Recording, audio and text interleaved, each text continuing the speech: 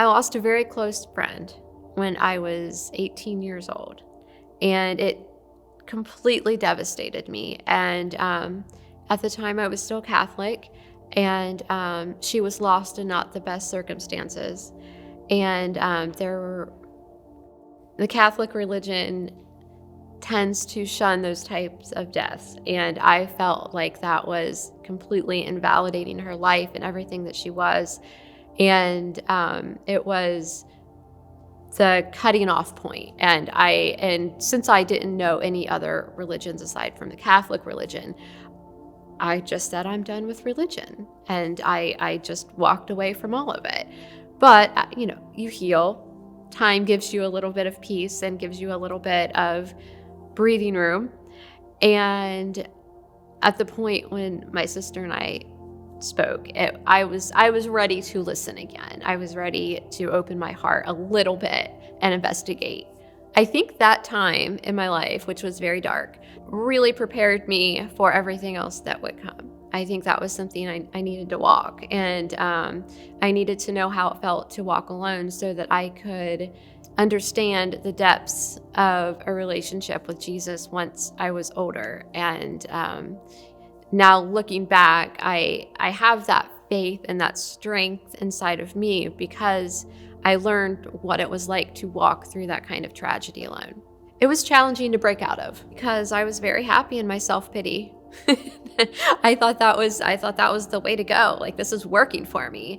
It obviously was not. It took a long time to kind of get back to myself. Like, this is no way to live sitting here alone, bitter and angry at the world. So, and I don't know why I finally got out. It was just a gradual, I think I just started healing and processing and getting to where I could function with my grief.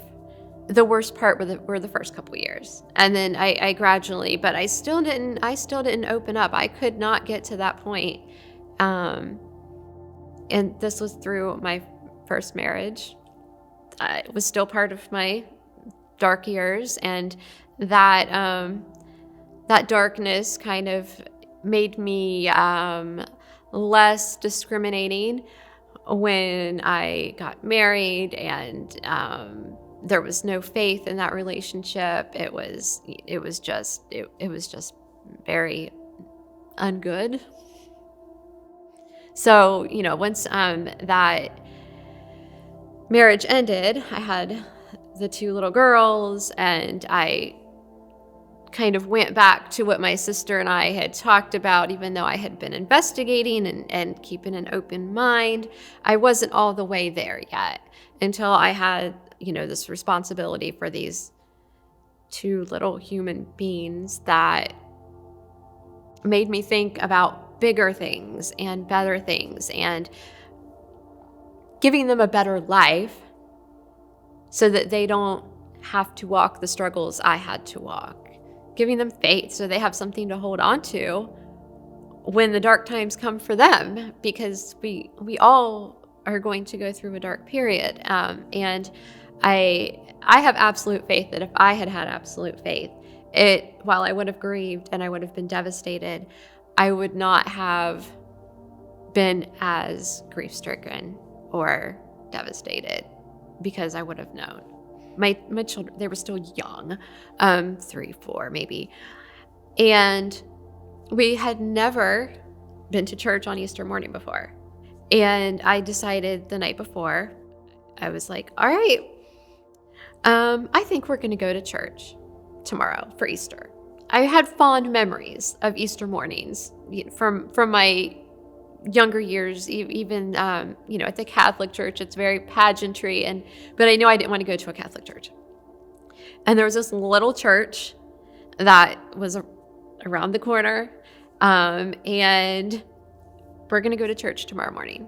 So we get up, we get dressed in our Sunday best, which we didn't really have much of, but we made it work, and we go over, and it was just like the entire thing was for me.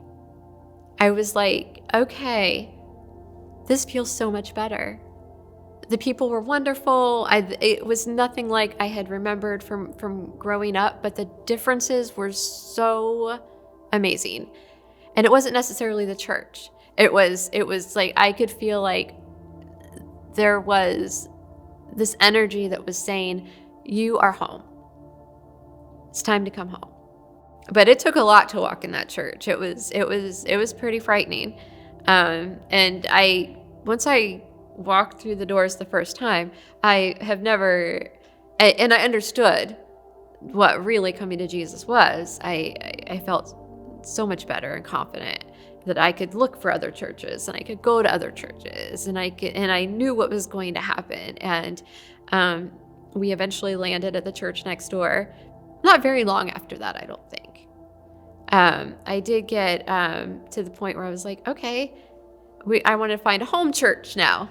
I want to find somewhere where my girls are going to grow up with other kids who share their faith and they have somewhere that they can turn and friends that they can trust and rely on. And that was a big thing for me because I knew what it could cost to lose somebody that you grew up with and that you cared so much about. And that was I think my big first step in truly trusting the relationship with Jesus was that they would be able to get through it if it happened, and that I needed to trust him to put them in the place they needed to be.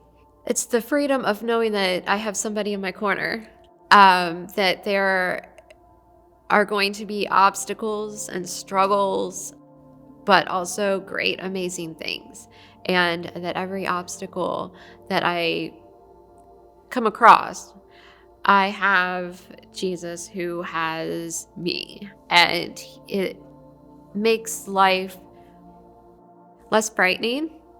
And it makes me more willing to put myself out there because I do know that I have that faith and that foundation now that no matter the struggle or no matter the victory, that Jesus has my back in a struggle and he's celebrating with me through a victory. And it makes so many things doable that maybe weren't doable before for me.